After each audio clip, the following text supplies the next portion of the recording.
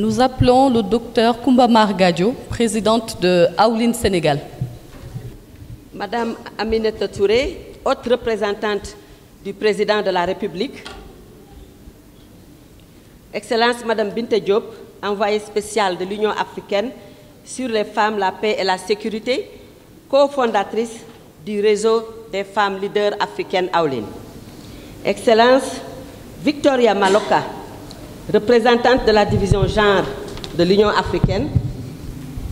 Excellence le représentant du PNUD, Ndioya Tikoum, représentant de la coordinatrice résidente du système des Nations Unies, où je pense que c'est plutôt Monsieur Dr Maxime Ouenatou, directeur régional de ONU Femmes, qui va représenter la coordonnatrice résidente. Excellence Monsieur Senen Hunton, directeur régional de UNFPA. Chères sœurs, femmes et jeunes femmes leaders, bonjour. Je suis profondément honorée, au nom de Aoulin, Sénégal, de vous accueillir à Dakar pour ces consultations cruciales des femmes leaders sur la Convention de l'Union africaine concernant les violences à l'égard des femmes et des filles en Afrique. Votre présence ici, venant des 4 coins de notre continent, témoigne de l'importance de cette cause qui nous unit tous et toutes. Je tiens à remercier chaleureusement le gouvernement du Sénégal et Madame la ministre, Maïmouna Dièye qui n'est pas là encore, mais je tiens à la place à remercier notre ancienne Premier ministre, Madame Aminata Touré, haute représentante du président de la République, d'avoir permis que cet événement voie le jour ici, dans la capitale sénégalaise. Je voudrais également saluer la présence de nos partenaires des Nations Unies, l'UNFPA, ONU Femmes, le PNUD, qui ont toujours été à nos côtés pour faire avancer cette lutte. Un hommage tout particulier à son Excellence Madame Binta Diop, une pionnière dont le travail et le leadership continuent d'inspirer des milliers de femmes sur le continent. Grâce à son engagement, Aoulin Sénégal a pu se positionner comme un acteur clé dans la défense des droits des femmes africaines.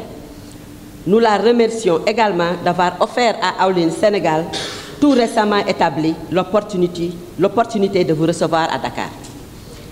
Nous sommes ici aujourd'hui parce que le fléau des violences faites aux femmes et aux filles continue de ravager nos communautés. Les chiffres sont glaçants. Selon une étude de l'OMS réalisée en 2021, 65% des femmes en Afrique centrale et 40% des femmes en Afrique de l'Ouest ont subi des violences physiques ou sexuelles durant leur vie. Ces réalités qu'aucune société ne peut ignorer nous rappellent l'urgence de nos actions.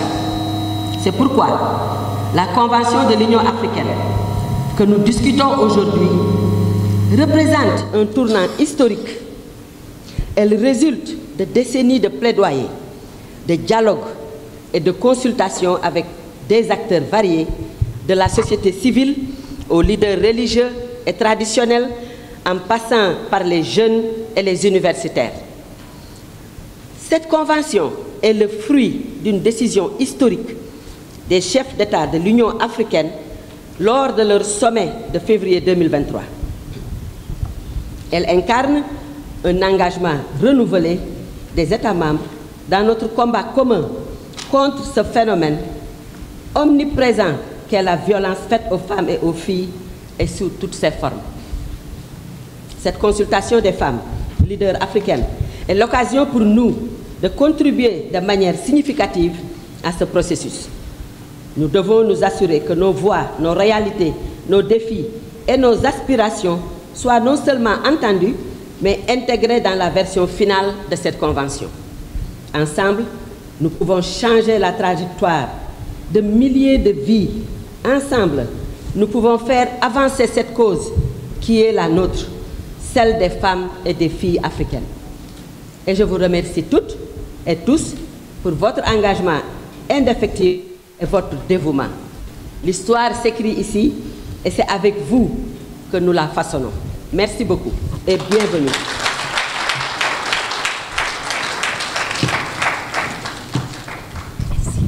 Merci beaucoup, Madame la Présidente. Nous allons accueillir Madame Dorcas Boalelo, présidente du caucus des jeunes de Aoline RDC. Sous vos applaudissements, s'il vous plaît.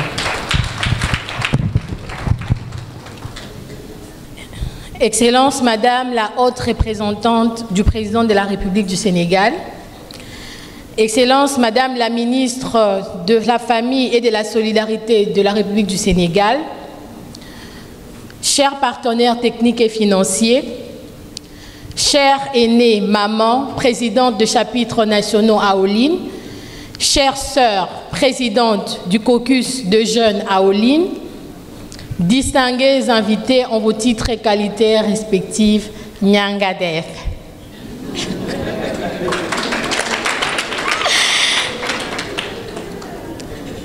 C'est un privilège tout particulier, voire un honneur, un signe, que de m'exprimer devant vous aujourd'hui à l'aube de cette nouvelle ère historique consacrée aux droits des femmes et de filles africaines. Permettez-moi, s'il vous plaît, de vous transmettre les salutations de la présidente globale de chapitres nationaux à Aoline, Madame Marie-Louise Mwangue, qui suit nos travaux avec attention depuis Kinshasa et nous apporte tout son soutien.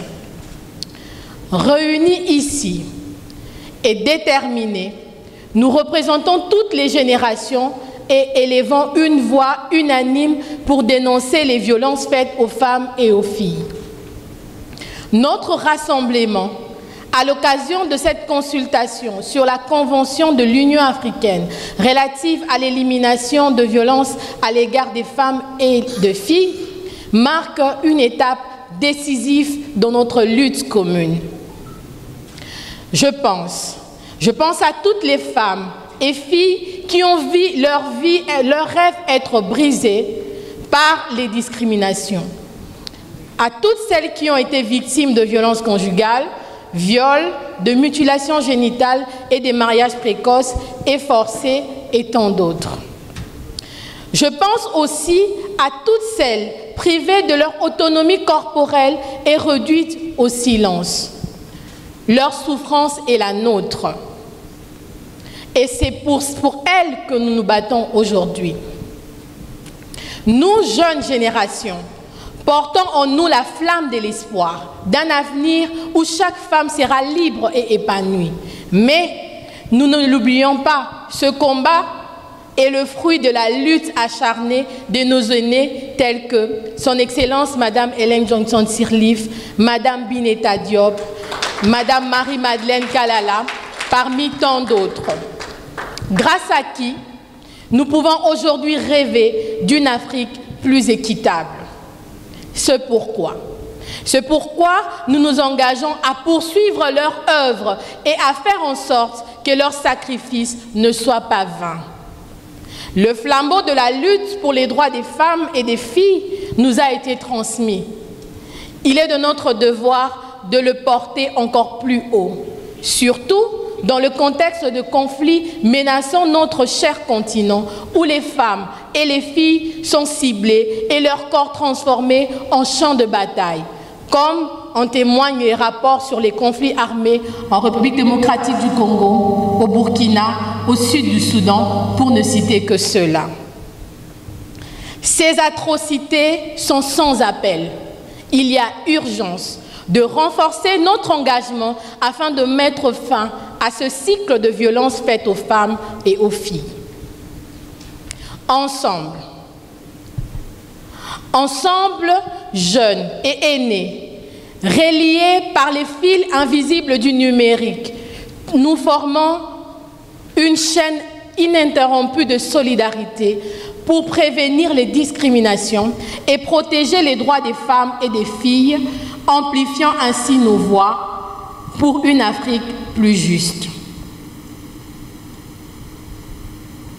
En hommage aux pionnières de Aoline, caucus jeune, qui ont été parmi les premières à lever leur voix sur l'implication de jeunes femmes dans la table des décisions, je vous invite à vous engager pleinement dans ce processus et à continuer surtout à impliquer la jeunesse, non seulement comme les figurantes pour remplir un quota, mais aussi comme actrices incontournables, comme c'est le cas aujourd'hui.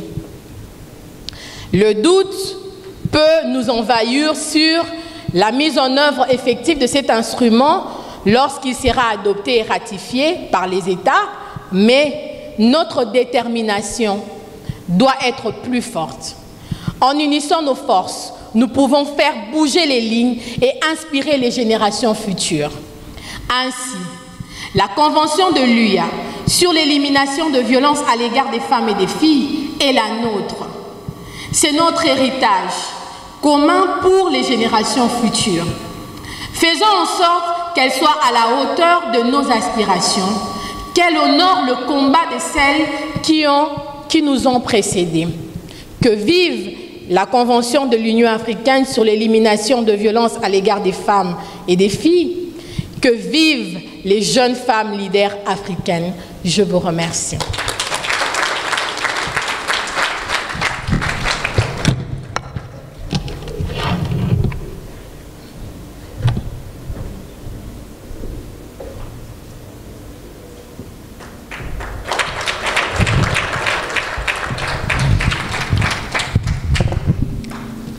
Thank you very much, Madam Dorcas. It is now my pleasure and honor to welcome Mr. Senen Hantun, Regional Director of UNFPA West and Central Africa, to deliver his statement. Thank you.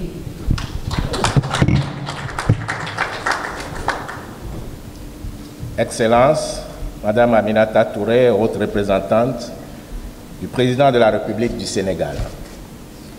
Excellences, Madame Bineta Diop, envoyée spéciale de la Commission de l'Union africaine pour les femmes, la paix et la sécurité.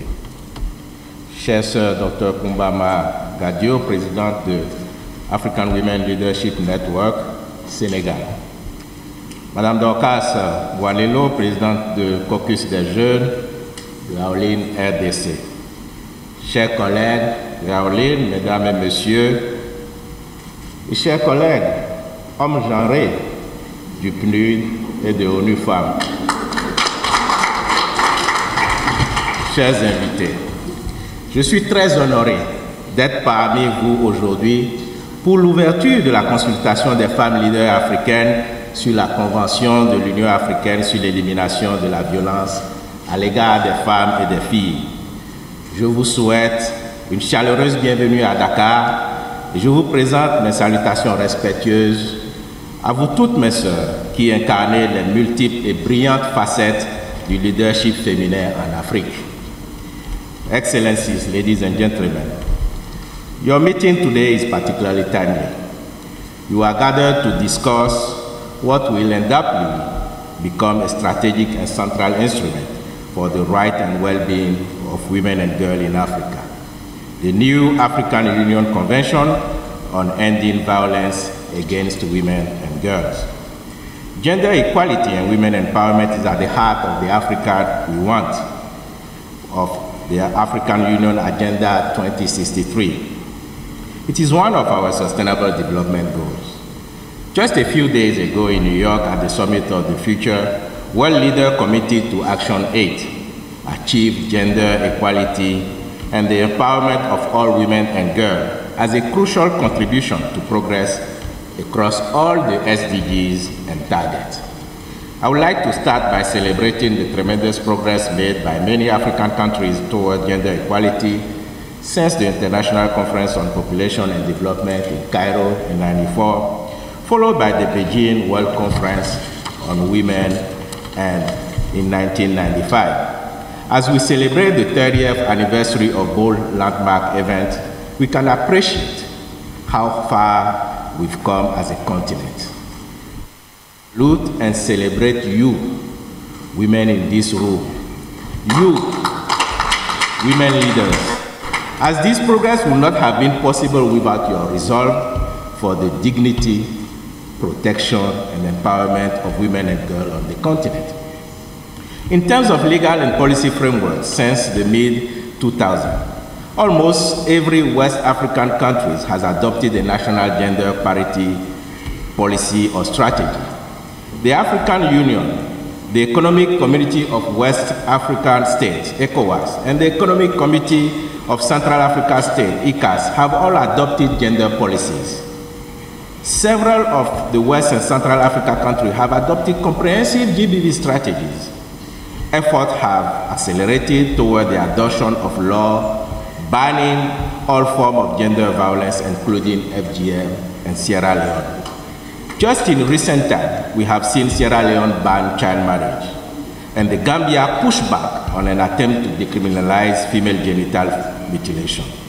Many parliaments have also adopted quota for female representation. However, despite all this important framework progress, despite all the expressed political will, progress is far too little and too slow, and we are off track to reach the SDGs. The complex intertwined crises that our continent is facing, be governance, humanitarian crisis, protracted crisis, substantial population displacement, social political instability, climate change, major economic inflation, and severe food shortage all have exacerbated the suffering of millions in this region. They are also triggering dramatic setbacks for adolescent girls and young women who live in the fear of violence, are kept out of schools, struggle to stay healthy, and continue to have very little to say over their own lives and their own bodies. Adolescent girls and young women continue to bear the brunt of inequality and violence in West and Central Africa. See, 2 out of 5 girls are married before the age of 18. 1 in 3 girls become a mother when she is herself still a child. 1 in 3 young women in this region, whether married or unmarried, have high unmet need for family planning. More than 1 in 4 girls is victim of female genital mutilation, and many countries have actually legislation and policies in place that prevent adolescent and young people from accessing sexual and reproductive health care and services. Like much of the world, Africa is also witnessing growing resistance to gender equality and women's rights, fueled by an increase in conservative values, fundamentalist movement, and anti-human rights activists. The pushback starts with opposition to terminology, even simple as gender, and include resistance against legislative change to end child marriage, to end forced marriage, raise the age of consent, and the effort to repeal laws that protect women and girls. For all these reasons, the new African Union Convention of Ending Violence Against Women and Girls is urgently needed. It will address the multiple facets of the violence women and girls endure in the region and in the whole continent. It will identify its root causes. It will galvanize political action. Now, I would like to take a moment now to salute the extraordinary and visionary leadership of our dear sister, Madame Bineta Diop. She has led this historical process with steadfast determination, with astute diplomacy, with political acumen. My sister, Madame Diop, women and girls of this continent owe you immense gratitude for your work. And you know where I come from. We say in the church, if this is for the pastor, is good. But if it is for God, I think you can applaud more. And maybe you can give her actually a standing ovation. I think she deserves that. Please rise, please rise.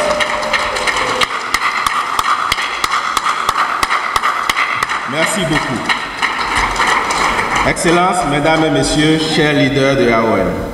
À UNFPA, le Fonds des Nations Unies pour la population et l'Agence des Nations Unies en charge des questions de santé sexuelle reproductive, Notre mission est de créer un monde dans lequel chaque grossesse est un choix et non un hasard. De créer un monde dans lequel chaque accouchement est sans danger. Un monde dans lequel chaque jeune réalise son plein potentiel. Nous nous efforçons de lutter contre tous les aspects de la violence basée sur le genre, que ce soit dans les contextes humanitaires de développement ou de paix. Nous travaillons en partenariat avec les organisations, les réseaux et les mouvements féministes, avec des organisations de femmes et de jeunes, de la société civile et bien d'autres. L'UNFPA soutient une prise en charge complète et centrée sur les survivantes dans les contextes humanitaires de développement. Au cœur de l'approche de l'organisation se trouvent les droits de toutes les survivantes à la sécurité, à la confidentialité, à l'absence de discrimination et à l'autodétermination. Les bureaux UNFPA, partout en Afrique, soutiennent activement l'initiative de l'Union africaine sur la masculinité positive.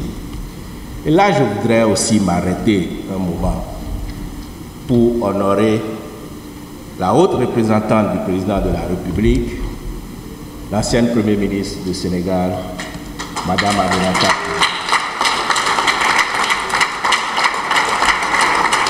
Parce qu'elle a commencé toute cette lutte à UNFPA en tant que directrice du département genre à New York pendant des années où elle m'a accueilli au sein de l'organisation. Merci, Madame.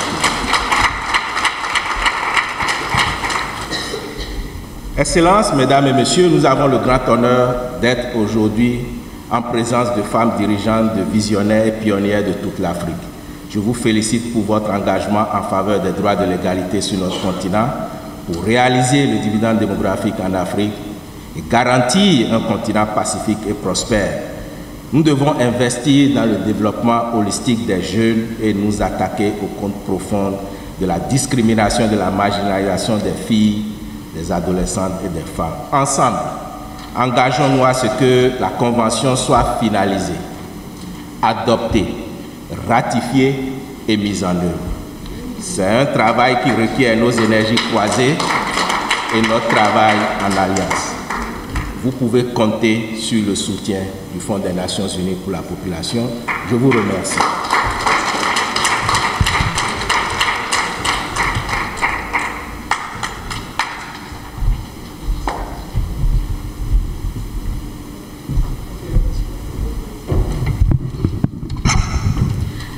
Merci. Nous allons accueillir à présent le docteur Maxime Ouenato, directeur général de ONU Femmes pour l'Afrique de l'Ouest et du Centre, qui va se prononcer en son nom, mais aussi au nom de Madame Aminata Meiga, représentante des Nations Unies au Sénégal. Sous vos applaudissements, s'il vous plaît.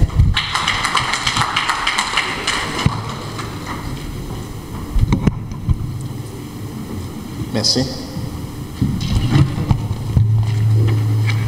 Pour le bénéfice du temps, je vais peut-être me baser sur le protocole déjà énoncé par mes prédécesseurs, sauf que je ne peux pas continuer sans reconnaître et saluer la présence de l'envoyé spécial de l'Union africaine, Binta Diop, et de la haute représentante du président de la République.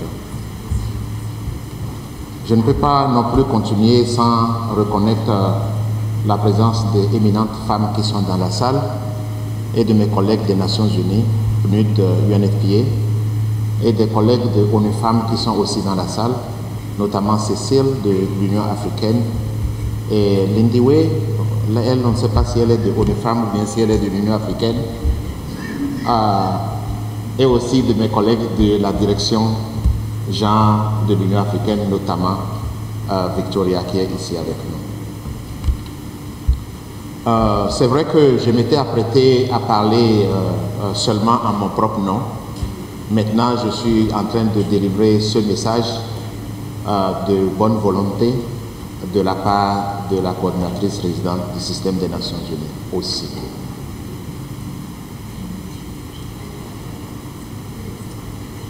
Pour ONU Femmes, quel que soit ce que nous faisons pour réduire et éliminer les discriminations genre, moi particulièrement les violences faites aux femmes, la dimension normative est extrêmement importante.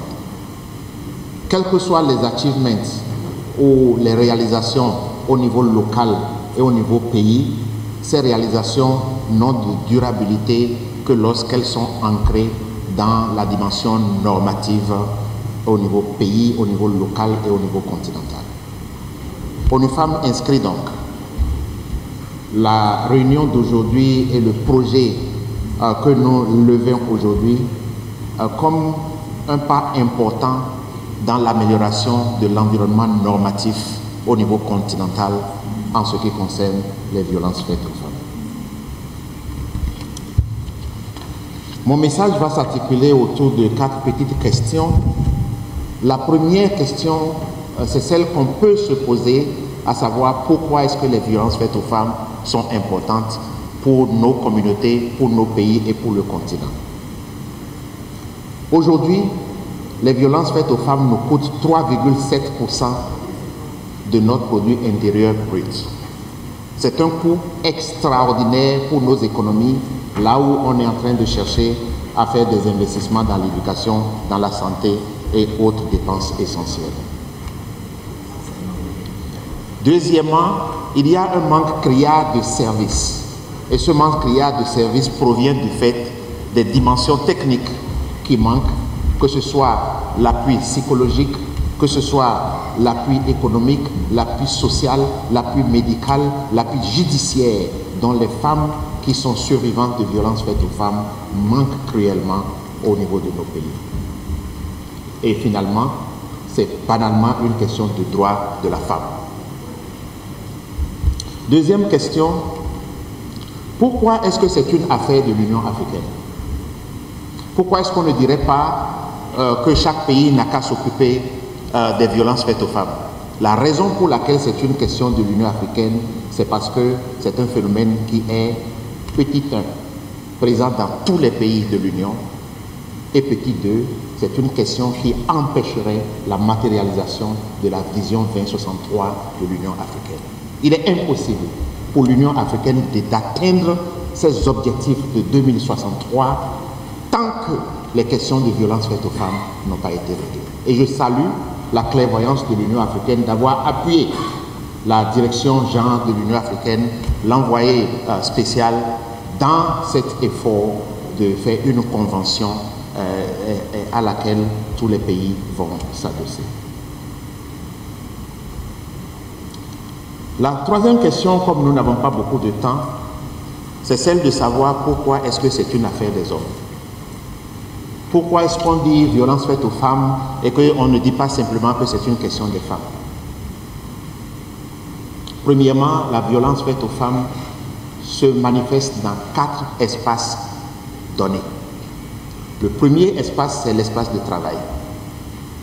Cet espace de travail est dominé par les hommes. Le deuxième espace, c'est les espaces publics, que ce soit les marchés, que ce soit les transports.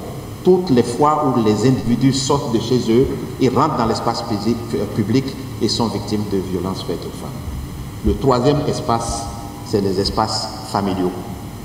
Malheureusement, les violences faites aux femmes ont démontré que c'est les personnes les plus sûres, c'est les personnes entre les mains desquelles les femmes sont confiées qui sont encore responsables des violences faites aux femmes. À partir de ce moment-là, les hommes dominent également les espaces familiaux. Le quatrième et dernier espace, c'est l'espace spirituel, l'espace mental. La croyance, malheureusement, a été beaucoup à la base de la justification et du renforcement des violences faites aux femmes. Et dans cet espace également, les hommes dominent. C'est pour ça qu'à ONU Femmes, et fort heureusement à l'Union africaine, on a pensé que la masculinité positive est le creuset dans lequel les violences faites aux femmes doivent être adressées. Ici, à Dakar, en 2022, je m'adressais à la conférence sur la masculinité positive et dans mes propos, j'avais demandé à tous les hommes de la salle de se lever et je leur avais demandé, pour ceux qui le peuvent en public, de se mettre à genoux pour demander pardon aux femmes. Et j'avais dit que ceux Et j'avais dit que ceux qui ne le peuvent pas, de rentrer chez eux, d'aller directement à la douche, de fermer la porte et de se mettre à genoux. Et beaucoup de personnes m'ont contacté et ont exprimé leur désir de s'engager en tant qu'homme sur la cause de la violence faite aux femmes et de l'égalité genre d'une manière générale. Et je vois la manifestation dans laquelle nous sommes aujourd'hui comme le résultat de l'appui des hommes dans ce processus. La quatrième et dernière question, c'est que peuvent faire les Nations Unies? Les Nations Unies ont décidé qu'en Afrique, l'Union africaine sera le portail par lequel nous allons rentrer. Donc les Nations Unies, vous ne verrez nulle part les Nations Unies rentrer en Afrique sans passer par le portail de l'Union africaine. Ça, c'est un mouvement stratégique important pour les Nations Unies, pour reconnaître la centralité du leadership de l'Union africaine sur le continent. Et c'est pour ça que nous sommes derrière vous, pour pouvoir appuyer le leadership continental que l'Union africaine exerce et que les États membres exercent. Je voudrais profiter pour remercier le président Tshisekedi de RDC, le président du Sénégal, Comores, l'Afrique du Sud, qui ont pris à bras le corps l'organisation annuelle de la conférence sur la masculinité positive. C'est critique pour notre leadership et les Nations Unies se tiennent derrière vous. En tant que RC, mon rôle est de galvaniser l'entièreté du système des Nations Unies pour supporter les femmes, pour supporter les gouvernements et pour supporter l'Union africaine sur le continent. En ce qui nous concerne au Sénégal, nous allons jouer notre partition de façon à ce que le UNCT du Sénégal soit toujours prêt pour démontrer le leadership de ce pays au niveau continental pour pouvoir réaliser les objectifs de la vision de société. Je vous remercie.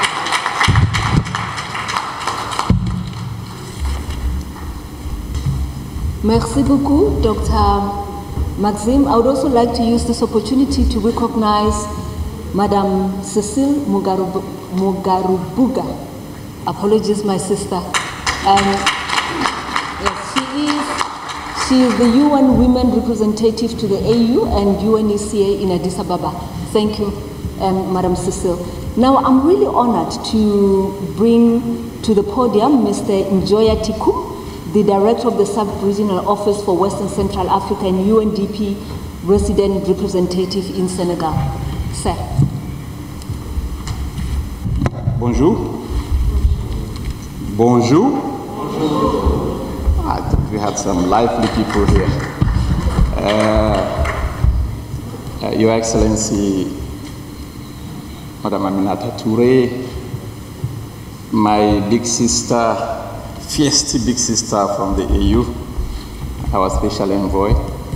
Let me join Maxime and Sene to ask for your pardon to stay on pre-existing protocol so that we don't extend the session beyond the time allocated to us. And I'm very sure you're more interested in hearing to the two excellencies rather than us.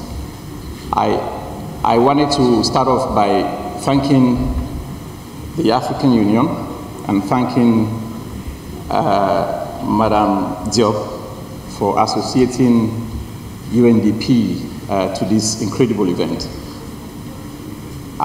It's difficult for me to speak after Maxime and Senen because obviously they've taken everything I was going to say. So let me add three things to what I guess Maxime have said. This morning as I was coming here, I was reading newspapers as I usually do. Et je demande d'abord pardon du fait que je parle en anglais, parce qu'il est lundi, je parle souvent, mon français c'est le mercredi. Aujourd'hui c'est un peu compliqué, comprenez.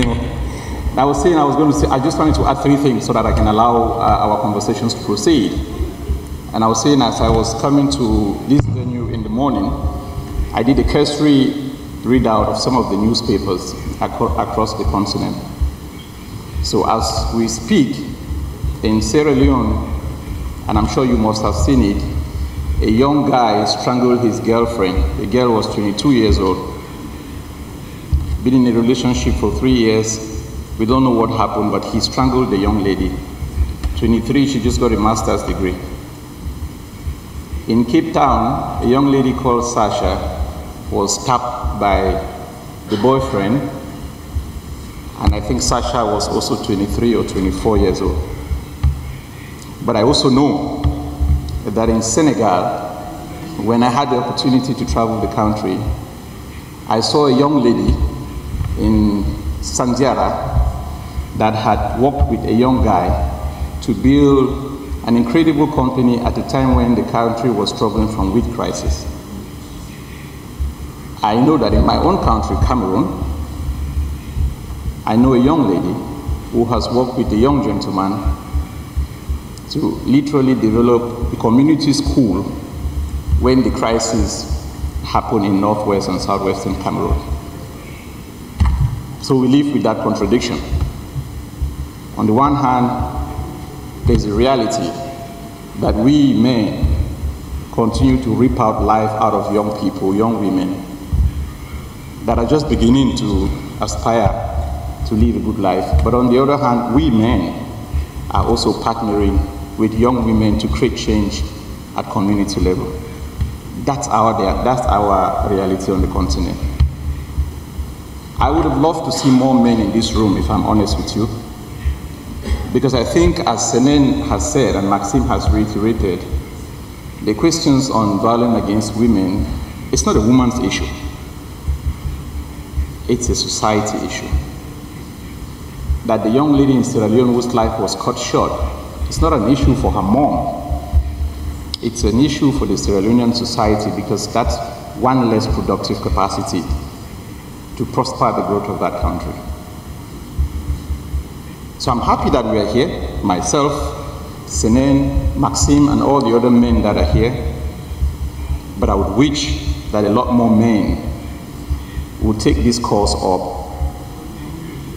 Because it's only when we engage the men and we get them to move out of the active listening mood to an active participant and advocacy mood would we really realize the changes that we hope to realize through the movement that my sister Benita Diop and you all have created.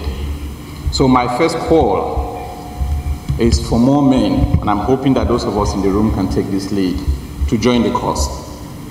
A lot has been done, from the Maputo Protocol days to the two recent conversations Senen mentioned that happened here in Senegal on masculinity, but I think there's a lot more. My second point is on the economic argument of why we must stand behind this, what I hope would be a revolutionary strategy for the continent of Africa.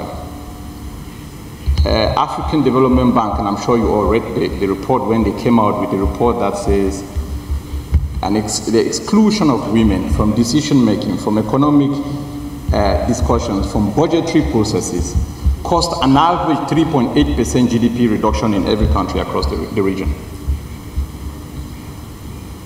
That the exclusion of women has an average of 3.8% reduction in every country's GDP. But they also said the average country in Africa invests less than 2% in actively promoting activities that are meant at bringing women in the economic fray. And perhaps that's why our continent is still where it is. Because at a time when the majority of our demographic is women, elderly and younger, our politics is men, elderly and younger. And so that economic reality hits us in the face. And I think calls on all of us to look at the gender issue beyond just a societal issue, but an economic issue. That a society that invests in its women is a society that opens the door for other forms of prosperity economically. And I was reading the studies also this morning that says for every violence created against a girl child, it's a 1% reduction in economic activities in a country. KPMG just published that studies. So a child that, or a girl child, or a woman that is aggressed in the isolation of their home has a ripple effect on the economic transformation of that society, of that community. So the economic imperative of supporting this particular conversation and the discussion around protecting violence against women, it's there. It's an argument we can use to convince politicians to come to rally around us. And my third point is really a personal one. Maxime was telling us over the coffee break that we must not personalize the gender. We men must not personalize the gender struggle. Maxime is my big brother. I couldn't tell him I don't agree. So let me find a different way to tell him, maybe we can find other options to personalizing this conversation. I do think that as a true advocate, it has to start with yourself. That you have to feel the issue personally to have the audacity to bring it to the public sphere. I feel the gender issue personally. My younger sister was asked to stay home when my father was broke so that I could go to school and get a degree. And that scar never left my mind. So when I had an opportunity, I had to make sure she also gets her own degree. But in my father's mind, it was important to send a boy child to school rather than my younger sister. Way more brilliant than myself, my sister was. It's a personal thing. It has to be personal to all of us. We all have personal stories.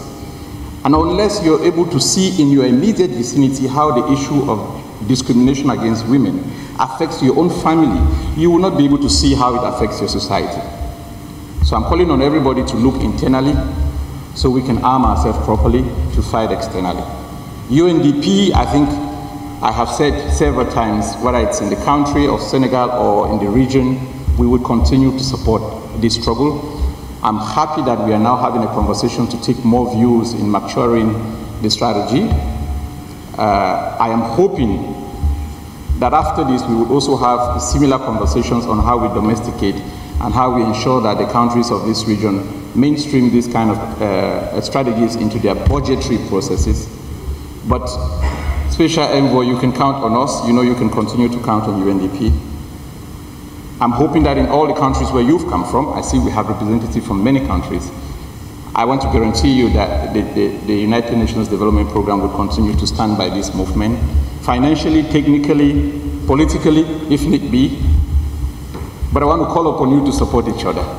I would end with that. My last statement would be, create allies with the main networks in your countries, because we have fought this battle among the women for so long and we haven't received the change that we need. Maybe what we need to do now is to get a lot of the Maxims, the Senes, the myself, to be as active as you are and to take the commitment, but not to kneel down, but to take the commitment that Maxime has mentioned, to stand with you at personal level at our homes, but also at organizational levels in open spaces like the one we have today. I have seen, you know, I'll end here, I've seen the two excellencies seated here. I met Your Excellency Aminata Touré in Morocco, the Atlantic Dialogue Forum some years back, and she bamboozled the whole room. I came from Ethiopia then. I was struggling as an African to approach her and get a picture with her, because the entire crowd in Morocco wanted to rally around her, around what she was saying, but at the time she was talking about the need for Africa to look internally and be able to carve its own pathway without relying too much on the global West. You all know Madame Binta Diop. I also met her when we had the Silencing the Guns, single-handedly make the woman issue an African Union issue. At the time, when the men of Africa thought conflict was only limited or was the primary of men, she made it an issue for women as well. I want to thank the two of you for being the leaders that you are, the inspiration that you offer us, and I can only wish you, I wish you all the very best. Merci beaucoup.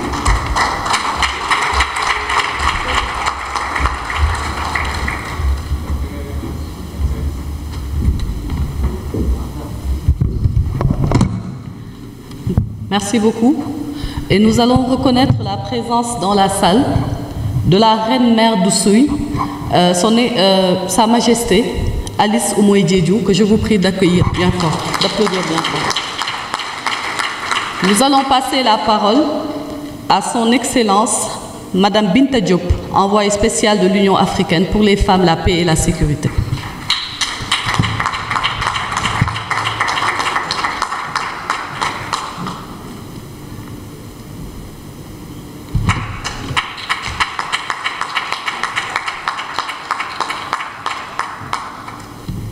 Merci beaucoup, Madame la modératrice. Je pense que Madame la ministre, Madame Maïmouna Dièye, ministre de la Famille et des Solidarités de la République du Sénégal, est en route. En tout cas, on voudrait bien l'accueillir et en même temps saluer la présence de Madame Aminata Touré, notre sœur, la haute représentante du président de la République du Sénégal. Je voudrais que vous l'applaudissiez. Une femme de valeur, une femme d'engagement, je n'ai pas besoin de vous le dire. Quelqu'un qui a démontré au niveau international son leadership dans le système onusien, mais également au Sénégal, où on le sait, elle était, après Mme Madior Boye, le Premier ministre, le temps où vous pensiez qu'il n'y avait pas beaucoup dans d'autres pays des femmes Premiers ministres. Et elle a démontré ses compétences. Je voudrais, Madame la ministre, et je sais que chaque fois que les femmes vous ont appelé, vous avez été au devant pour répondre à leurs sollicitations. Nous avons eu une autre dame qui était avec nous, Madame Aminata Maïga, la coordinatrice résidente des Nations Unies, qui a dû s'absenter et demander à son homologue Maxime de la représenter. Elle était avec nous tout à l'heure. Monsieur, je dis toujours, les hommes, madame, n'est-ce pas? Monsieur Ndioye Atikoum, le directeur du bureau sous-régional pour l'Afrique de l'Ouest et du Centre, le représentant résident du PNUD au Sénégal, merci de votre présence. Maxime Kouegnatou, le directeur régional ONU Femmes pour l'Afrique de l'Ouest et du Centre, Monsieur Senem Hunton, directeur régional UNFPA pour l'Afrique de l'Ouest et du Centre. Ce que nous appelons les champions, qui sont membres du cercle des champions de la masculinité positive. Merci d'être avec nous, les champions de la masculinité positive. Saluer aussi le docteur Koumba Margadio, la présidente de Aoulin Sénégal, et tous les membres de Aoulin du Sénégal. Koumba, merci pour ton leadership, et j'aimerais également les membres de Aoulin Sénégal se reconnaissent, ces femmes leaders qui sont connectées à travers toute l'Afrique et le monde. Merci d'être connectés aussi, les membres de Aoulin. Nous avons des délégations qu'il faut reconnaître. Les délégations du Bénin, merci beaucoup d'être venus. La délégation de la Guinée, la délégation du Gabon, la délégation de la RDC, la délégation du Cameroun, merci. Nous avons toutes ces délégations et Centrafrique que nous pensons que nous aurons l'occasion de les avoir également, sinon ce serait en ligne. En tout cas, ce que je voulais vous dire est notre leader traditionnel dans la salle, celle d'Oussoui. Merci beaucoup de vous être déplacés. Nous avons besoin de vous également, la reine d'Oussoui. Merci d'être avec nous. Merci beaucoup. Je dirais tout simplement, je reconnaîtrai, voilà. Mais je vais y revenir parce que cette salle est tellement importante, ces femmes leaders qui sont dans cette salle. Je dirais tout bonnement, honorable invité, madame et messieurs, mais la toute jeune qui nous vient de la RDC, qui a fait un discours très éloquent. C'est pourquoi nous avons besoin de vous. Alors, je voudrais vous souhaiter une chaleureuse bienvenue à cette consultation des femmes leaders africaines qui se tient à Dakar. Mais tout d'abord, vous me permettrez de m'acquitter du devoir de transmettre aux autorités sénégalaises, je crois à travers vous, Madame la haute représentante, les déférentes et fraternelles salutations de son Excellence Moussa Faki Mohamed, président de la Commission africaine, de l'Union africaine. Merci, Madame la Première ministre, de nous accueillir ici au Sénégal. Il exprime aux chef de l'État, au gouvernement et au peuple sénégalais sa profonde gratitude pour les efforts investis dans le processus d'élaboration de cette convention qui représente le jalon façonnant la trajectoire de l'Union africaine vers l'ancrage juridico-institutionnel de la prévention et de l'élimination de la violence faite aux femmes et aux filles.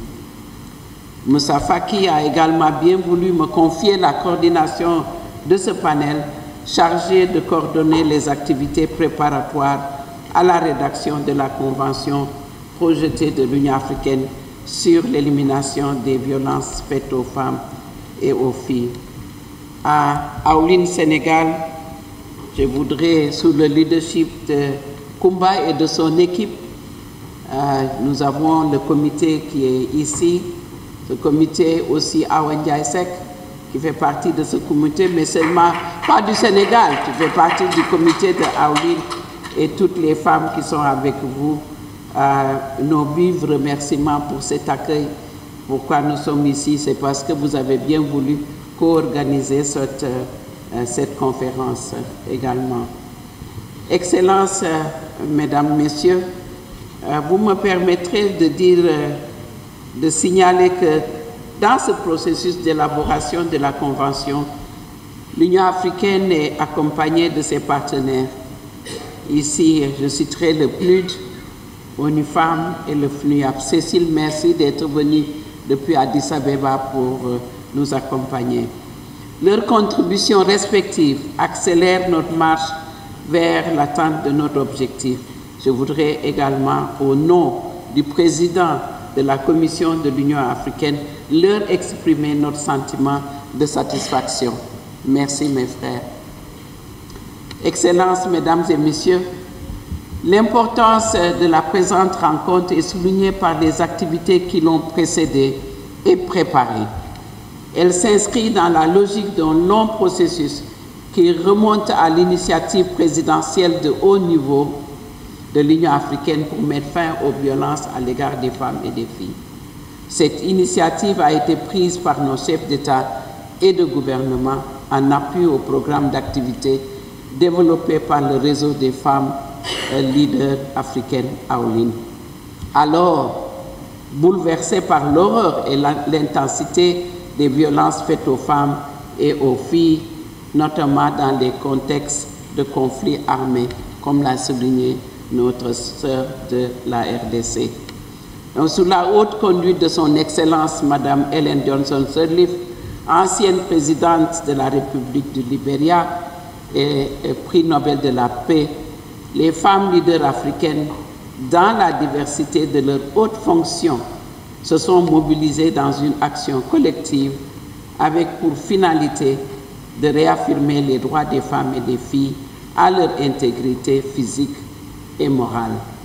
Cette mobilisation a été couronnée par des remarquables résultats qui se sont traduits par la tenue des conférences de l'Union africaine sur la masculinité positive, c'est-à-dire l'engagement des hommes sur cette question qui est primordiale pour nos sociétés, la transformation de nos sociétés autour de l'équité du genre. Sous également la haute présidence effective et personnelle des chefs d'État dont les pays accueillaient, ou le pays accueillait la rencontre. Ainsi, ces conférences se sont tenues successivement à Kinshasa, en République démocrate du Congo, en novembre 2021. Ici à Dakar, en décembre 2022. Et à Pretoria, en novembre 2023. L'étape de Dakar avait revêtu un cachet particulier parce qu'en effet, la conférence avait adopté l'appel de Dakar à l'action sur la masculinité positive, un appel qui sera amplifié par la demande du Sénégal, avec l'appui des Comores, d'élaborer une convention de l'Union africaine sur l'élimination des violences faites aux femmes et aux filles. Ici, il serait donc juste et de bon ton de saluer le Sénégal pour cette diplomatie avant-gardiste qui vient par ailleurs s'inscrire dans une tradition faite d'attachement aux valeurs de la démocratie et de la promotion de la femme. Le Sénégal a toujours su valoriser le leadership féminin. Ainsi, il avait à la tête de son gouvernement une femme à un moment où une telle expérience était rare sur le continent. Il faut le reconnaître. Madame Aminata Touré, vous avez l'exemple qui devrait faire tache d'huile dans tous les autres pays africains. Le Sénégal compte de nombreuses femmes, dont celles qui nous honorent ici par leur présence. Des ministres, des anciennes ministres. Ce processus a été commencé par exemple par Mme Ndeye Saly Diop Diaye. Je la reconnais, le processus continue. Les anciennes ministres sont ici dans la salle. Je vous ai rencontrés et je vous salue. Des qualités, des femmes de haut niveau. Nous avons des femmes parlementaires, des anciennes parlementaires dans cette salle. Je vous salue. Les chefs de partis politiques également. Nous vous voyons. Je viens vous saluer. Celles qui sont des économistes, des chefs de banque, qui sont dans cette salle également. Des présidents d'organisations qui sont aussi dans le système des Nations Unies, des universitaires, des scientifiques, des femmes de médias. Nous magnifions aujourd'hui votre engagement dans ce réseau de Aoulin et dans d'autres réseaux. Madame, je citerai le processus que nous avons engagé qui réellement nous a amenés ici. Certaines d'entre vous, Madame Marième Touré, vous vous souvenez également de ce que nous avons fait aux Comores, d'abord au Sénégal. Vous avez été l'architecte de cet appel de Dakar dont je viens de parler. Merci, ma chère sœur, pour ton engagement autour de ce processus. Si nous nous rappelons que le Sénégal a souvent servi de cadre à l'adoption des divers instruments juridiques de l'Union africaine, je parlerai de la Charte africaine des droits de l'homme et des peuples et le protocole de Maputo, et aussi bien d'autres, surtout la parité, que j'espère que vous allez faire le suivi dans les élections à venir pour que ça soit appliqué au plus haut niveau, pour avoir 50-50 cette fois-ci. Donc, il apparaît pour nous, sans nul doute normal, que cette rencontre se tienne bien au Sénégal, où nous sommes la terre de la Teranga. Nous remercions les autorités sénégalaises qui ont reconnu et assumé ce devoir qui leur incombe. Merci. Et je vois dans cette salle des femmes qui se sont battues durant les élections. Je parlerai du réseau Otudjam. Merci beaucoup et je vous vois, ces femmes leaders, dans cette salle. Merci beaucoup. On pourrait bien s'interroger sur l'aiguillon qui a poussé à vouloir adopter une convention de l'Union africaine pour éradiquer les violences faites aux femmes et aux filles.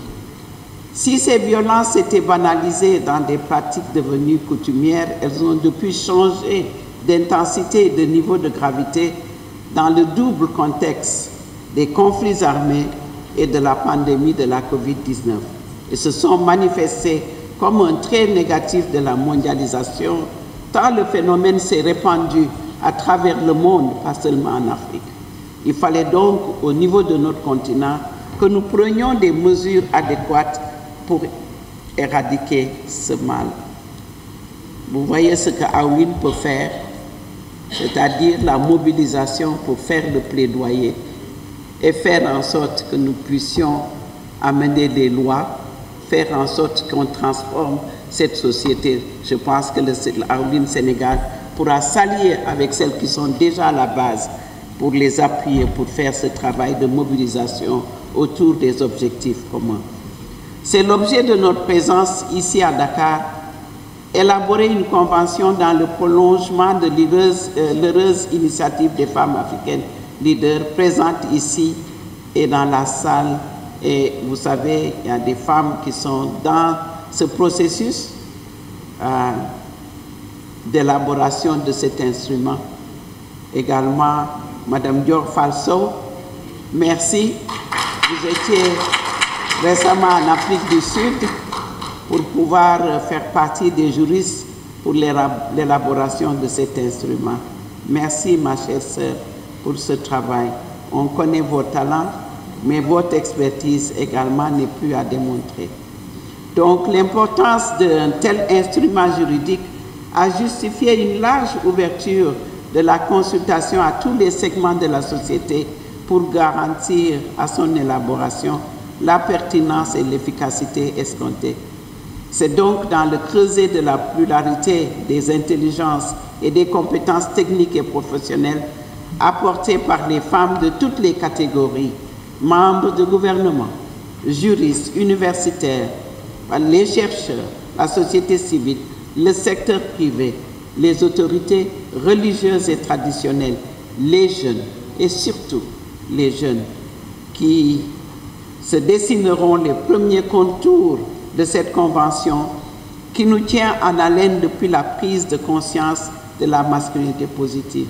C'est le lieu de remercier le groupe qui est ici, conduit par Victoria Maloka, le secrétariat de Aoulin, mais aussi Fatou Sombe, qui est aussi de New York, le secrétariat, et Victoria et son équipe, Lindiwe Ntarika, un des hommes qui nous accompagne. Merci pour tout le travail que vous faites pour ce travail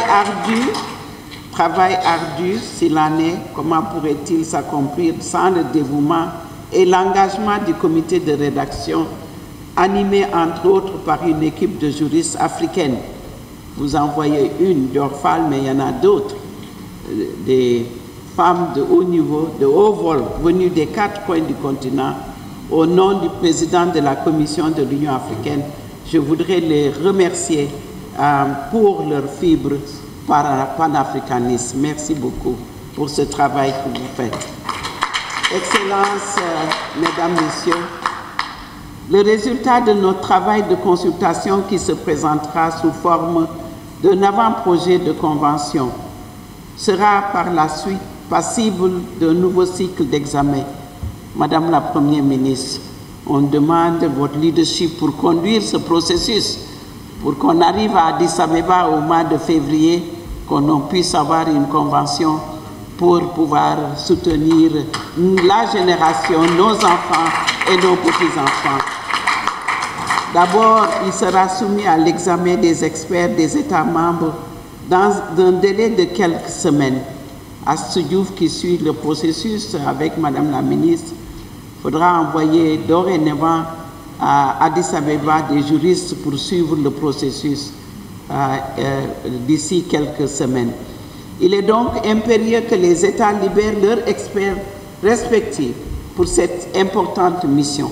Celles qui sont là, venues les délégations, vous partez avec ce message de nous envoyer les experts pour pouvoir valider cette première étape, qui sera reliée par les comités de représentants permanents, le COREP.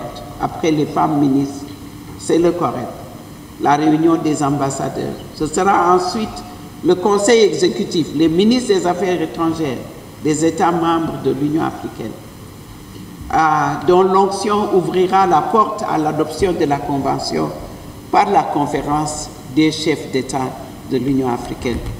Donc ces étapes ultérieures, j'en suis certaine, Mesdames, les femmes leaders du Sénégal, bénéficiant de la qualité du travail que vous aurez accompli en amont au cours de cette importante consultation. Alors, que nos délibérations soient fructueuses. Et Amen. Et merci beaucoup. Je vous remercie, Madame la Première ministre, et toutes les délégués dans cette salle. Je vous remercie de votre bienveillante attention. Merci.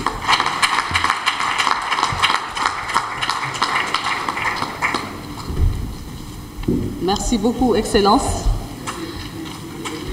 Alors,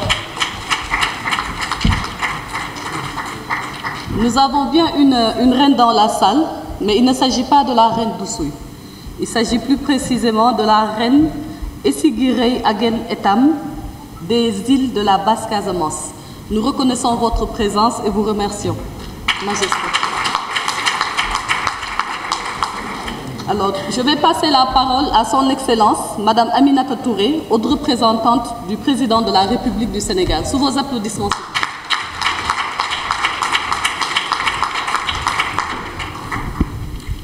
Merci beaucoup. Je voudrais, Madame l'envoyée spéciale, vous saluer et saluer également mes collègues, parce que Nations Unies un jour, Nations Unies toujours, où j'ai eu le grand privilège de travailler pendant 24 ans. Et je voudrais aussi saluer toutes les sœurs leaders dans la salle. Vous avez excellemment présenté tous les profils qui sont là. Madame l'envoyée spéciale, les anciens ministres qui sont là, Awa, à toute première procureure, je pense qu'il faut toujours le dire, Dior, qui a inspiré des générations de jeunes femmes magistrats. Il y a la première femme qui a créé son parti également, hein? Qui est là et première candidate. Il ne faut pas que nous l'oublions. Mais nous avons aussi de grandes expertes qui ont fait un long plaidoyer, qui sont là. Madame Touré, Madame Cham Touré. Vous avez également Sœur Azna, mais également beaucoup de femmes dans différents profils, Madame le notaire, Madame Lake, et des femmes qui ont dirigé des mouvements et beaucoup de profils. Donc, comme vous l'avez dit, c'est une salle qui regorge de compétences. Je voudrais saluer l'arrivée de Madame le ministre, Maïmouna Dieye, et la remercier également pour sa présence.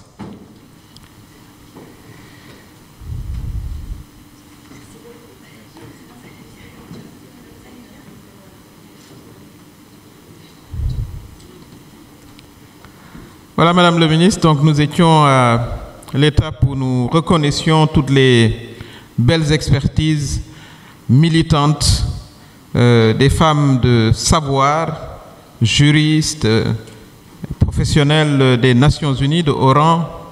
On parlait de Mariam tout à l'heure. Et aujourd'hui, c'est avec un grand plaisir que je participe à cette consultation sur la masculinité, mais également qui va discuter de la Convention de l'Union africaine contre les violences faites aux femmes. Deux sujets connexes, mais qui à un moment se séparent.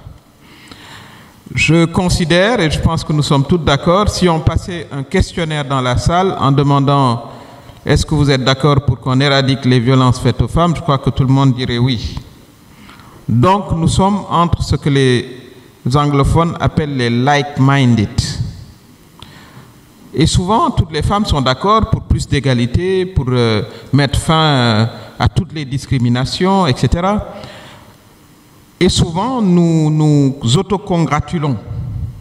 C'est pour ça que la question de la masculinité, qui est un élément dont on parlait, puisque j'ai eu la chance de diriger le département du genre aux Nations Unies, nous l'avions initié à ce moment-là. Beaucoup de gens se demandaient qu'est-ce qu'on voulait faire, mais quand on voit que cette question centrale aujourd'hui occupe le débat sur les questions d'égalité, de lutte contre les discriminations et de lutte contre les violences, nous en sommes fort heureuses.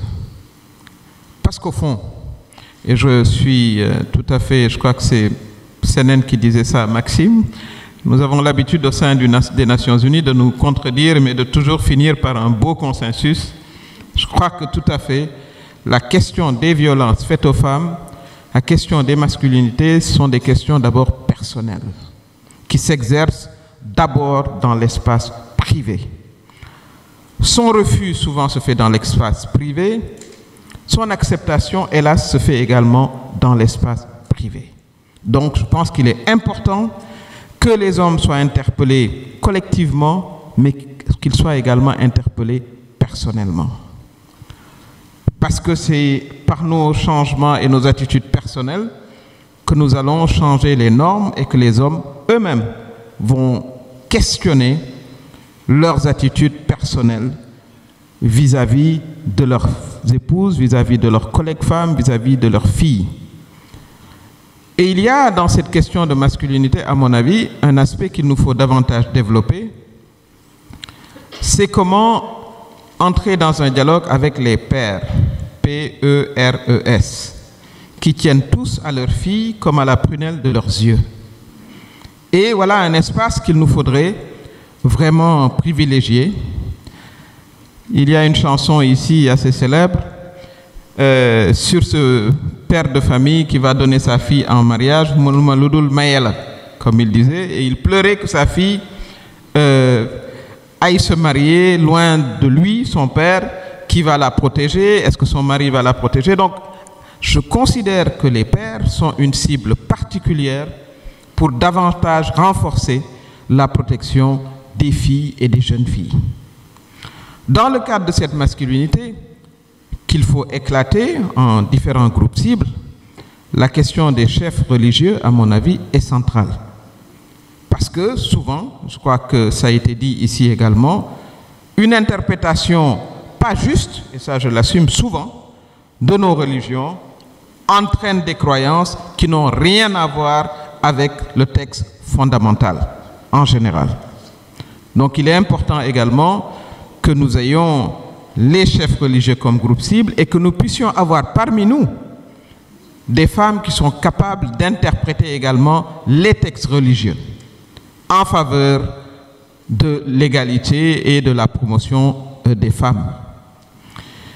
Nous avons également dit tout à l'heure que, je crois que c'est Senen ou c'est Maxime, je crois que c'était plutôt Maxime qui disait qu'il y a plusieurs sphères, mais je pense qu'il faut rajouter la sphère de l'école. La violence s'exerce, aujourd'hui c'est la rentrée des classes.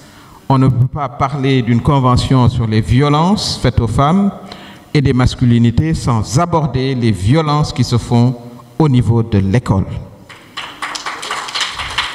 Et nous en profitons pour dire que nous espérons que désormais l'école sera un safe haven, c'est-à-dire une place de sécurité pour nos filles qui pourront s'épanouir en dehors de toutes ces violences qui, encore une fois, s'exercent à leur endroit.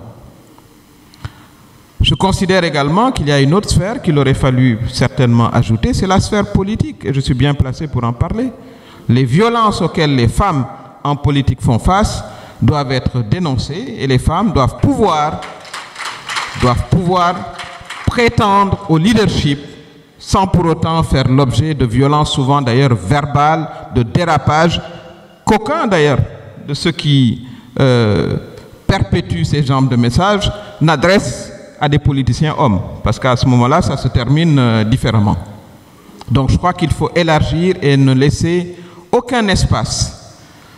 Comme disait l'écrivain, il faut que notre main passe et repasse partout pour que l'on puisse vraiment assurer que les femmes, les filles et également les toutes petites filles, la question de l'excision est toujours une question avec laquelle nous luttons jusqu'à présent. Le progrès n'est pas assez rapide et il faudra que de ce point de vue-là, nous puissions accélérer les processus de changement. La question de la Convention est une question centrale. Je pense qu'il faut que nous, en Afrique, qu'on n'attende pas qu'on nous dise « voilà les problèmes que vous devez régler ». Nous les connaissons nous-mêmes.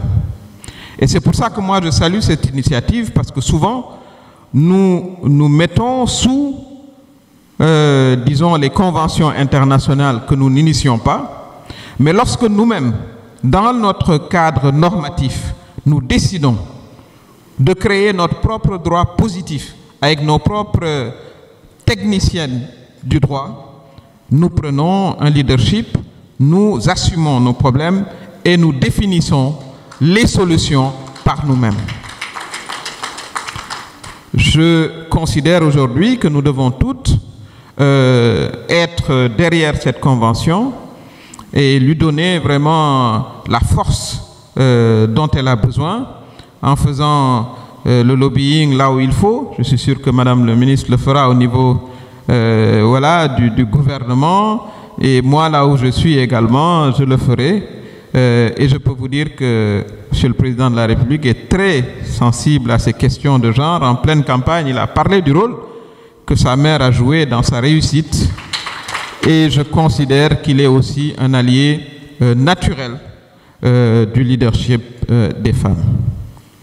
Je voudrais conclure en abordant également la question des jeunes hommes. N'oublions pas qu'en Afrique, 70% de la population a moins de 35 ans. Donc c'est un continent extrêmement jeune. Des jeunes qui vivent avec une ambivalence que nous pouvons tous constater. Ils s'ancrent dans la modernité, tout le monde veut voilà, le téléphone voilà, intelligent, smartphone, tout le monde est connecté, Facebook, etc., etc. Mais en même temps subsistent dans les comportements des attitudes extrêmement patriarcales et extrêmement traditionnelles. C'est à croire que nos jeunes cherchent leur voie, pris entre une tradition qui leur donne évidemment des privilèges et cette aspiration de modernité. Donc ces jeunes hommes qui ne sont pas assez ni Senen ni Maxime, bon, vous êtes toujours jeunes, hein, mais les beaucoup plus jeunes que vous, ont besoin effectivement voilà, d'être davantage sensibilisés, formés, encadrés, pour qu'ils assument cette masculinité positive. Parce que souvent, être un jeune homme, c'est d'abord prendre des risques, c'est savoir mettre sa copine à sa place, c'est parler d'une certaine manière, souvent de manière agressive en direction des femmes. Et quand on parle des femmes, on ne parle surtout pas de sa mère. Voilà un autre paradoxe. Ils adorent toute leur mère.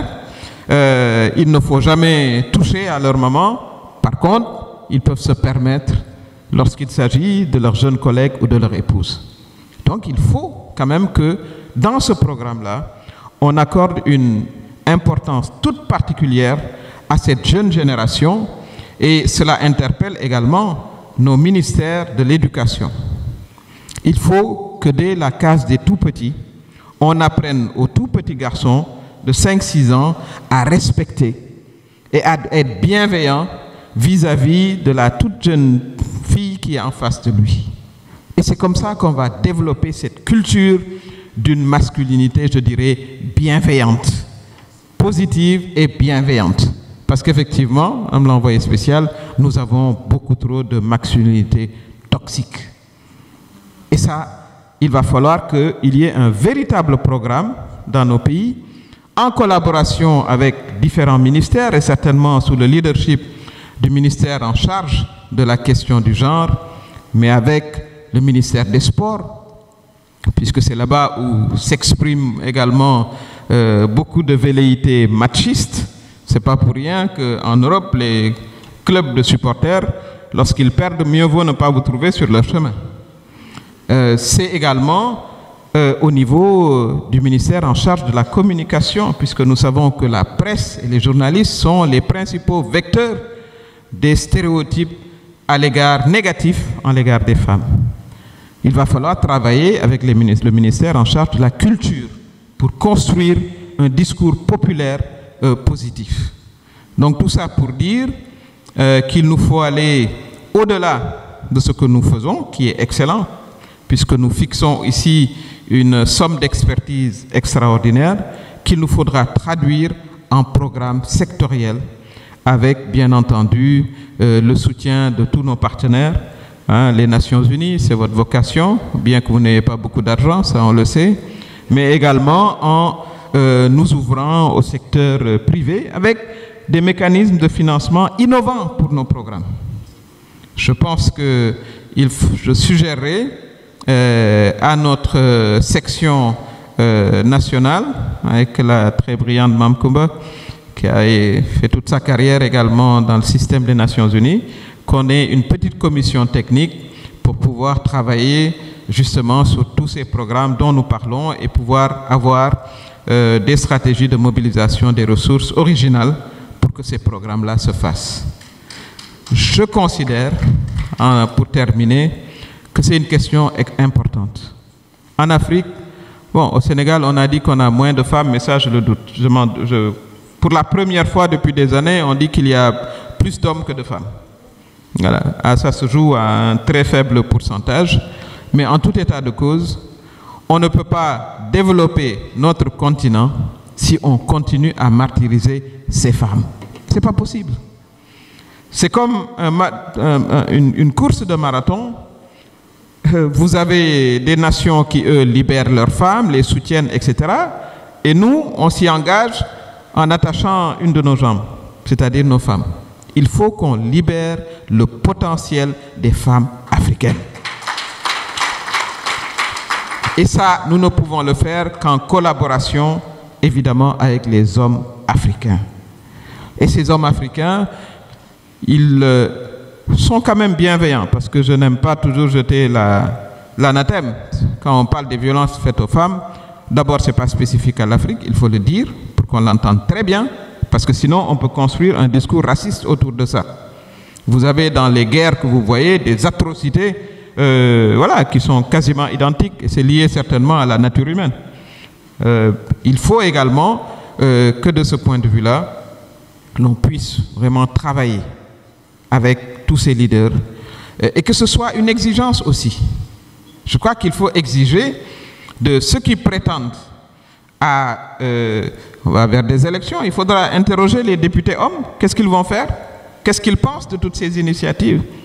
Je pense qu'il faut les amener à s'engager sur ces questions-là.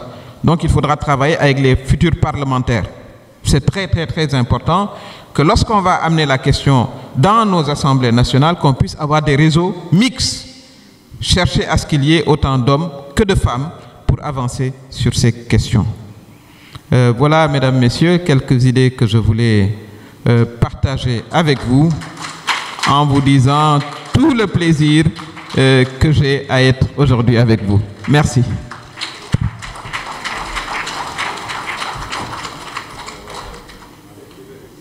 Your Excellencies, Excellency Madam Aminata Toure, thank you very much for your statement. Now, ladies and gentlemen, Excellencies, it really is my honor to welcome Her Excellency Madam Minister Maimouna Diaye. But before she takes the floor, it's important that I make this announcement, and I would like everybody to really listen very carefully. Please listen very carefully. Okay, is it better now? Oh, all right. I would like everybody really to pay attention to what I'm about to announce. Senegal, this country that is hosting this meeting, is the one and only Union member state that has consistently submitted reports, annual reports, on the Solemn Declaration on Gender Equality in Africa.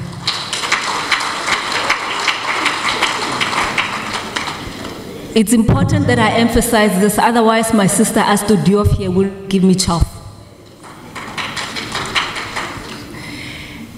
This is important because in Africa and many other continents, reporting is a very, very difficult process. We know member states often burdened with reporting, but we have proven through Senegal that where there is commitment, it is impossible to submit reports on an annual basis.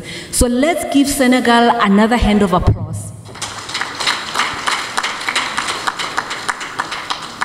Your Excellency, Madam Minister Maimouna Diaye, Minister of Family and Solidarity of the Republic of Senegal, you are most welcome, and we would like to hear from you, so please, you're welcome to come and give your solidarity, or rather you're welcome to please give your opening speech and formally and officially welcome us to Senegal and also open this meeting.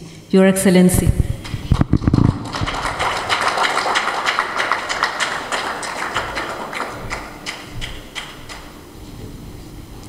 Excellence Madame Samba Panza, ancienne présidente de la République centrafricaine, Madame le haut représentant du président de la République, chère sœur et belle-sœur Aminata Touré, Mesdames, Messieurs, les membres des représentants diplomatiques, Monsieur le représentant résident du Programme des Nations Unies pour le développement, le PNUD, Madame la représentante des Nations Unies Femmes, Excellence, Madame l'envoyée spéciale pour les femmes, la paix et la sécurité, Madame Binta Diop, Mesdames, Messieurs les représentants des gouvernements, Mesdames les présidentes des chapitres nationaux du réseau des femmes leaders africaines, Mesdames, Messieurs les représentants des organisations de la société civile, Mesdames, Messieurs les représentants du secteur privé, Madame la Reine Alice Dossoui, chers jeunes leaders, distingués participants. Je voudrais avant tout propos souhaiter la bienvenue en terre de la Teranga sénégalaise à mes très chères sœurs africaines, leaders ainsi que tous les partenaires et acteurs qui prennent part à ces présentes consultations. Saisissant cette opportunité, j'exprime mes chaleureux remerciements à ma sœur et compatriote Madame Binta Diop, envoyée spéciale pour les femmes, la paix et la sécurité.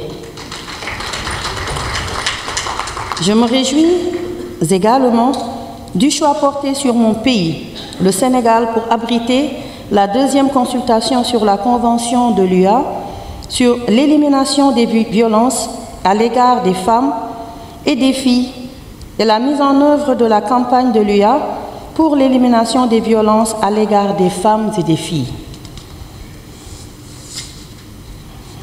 J'adresse ces mêmes remerciements aux partenaires du système des Nations Unies, le PNUD et ONU Femmes, ainsi que la Commission de l'Union africaine pour leur soutien à Aulin Global et ses chapitres nationaux. Mesdames, Messieurs, le projet de convention qui vise à éliminer les violences à l'égard des femmes et des filles marque un pas décisif dans l'effort collectif des dirigeants et femmes leaders du continent pour mettre fin au phénomène recrudescent de la violence et ses conséquences négatives sur la vie des femmes et des filles. C'est un engagement historique que nous prenons envers chaque femme et chaque fille vivant en Afrique pour leur garantir la dignité et la sécurité nécessaires à leur épanouissement. Cette consultation, qui est une étape importante du processus d'élaboration du projet de convention, est une opportunité inédite pour les femmes leaders de donner leur avis sur un instrument juridique qui garantit et aménage toutes les mesures de protection des femmes et des filles contre les violences. Mesdames, Messieurs, comme vous le savez, la violence ignore les frontières et aucun État au monde ne pourrait prétendre détenir le monopole de la réponse face à la violence, d'où l'importance aujourd'hui d'établir des mécanismes et stratégies coordonnés, adaptés à la complexité et aux mutations inhérentes à ce phénomène. La violence touche les femmes sans distinction d'âge, de statut social, économique, culturel ou de lieu de résidence dans toutes les sociétés. Ainsi, elle constitue une préoccupation, toutes les sociétés africaines, et pose selon le contexte un véritable problème de santé publique. Ainsi, elle constitue une préoccupation majeure pour les dirigeants, les institutions internationales et régionales, les défenseurs des droits des femmes et filles, car elle a atteint aujourd'hui des chiffres alarmants. Au regard des données recueillies au niveau du plan d'action régional du Fonds africain pour le développement de la femme 2023-2027, près de 42% des femmes déclarent avoir subi des violences physiques, sexuelles ou émotionnelles dans leur région. Ces violences affectent la santé physique et mentale des femmes et des filles, ainsi que leurs perspectives de développement, car la violence entretient un cercle vicieux tributaire de leur situation socio-économique. Cette situation préoccupante aussi rappelle les défis nombreux auxquels le continent doit faire face pour permettre à chaque femme et fille de réaliser ses rêves et jouir pleinement de ses droits en toute sécurité et sans entrave. À ce titre, il me plaît de relever pour le magnifier vivement l'initiative présidentielle du haut niveau de l'Union africaine sur la masculinité positive dont Dakar était la vitrine de l'appel à l'action en novembre 2022 lors de la 2e conférence des chefs d'État dédiés à la cause.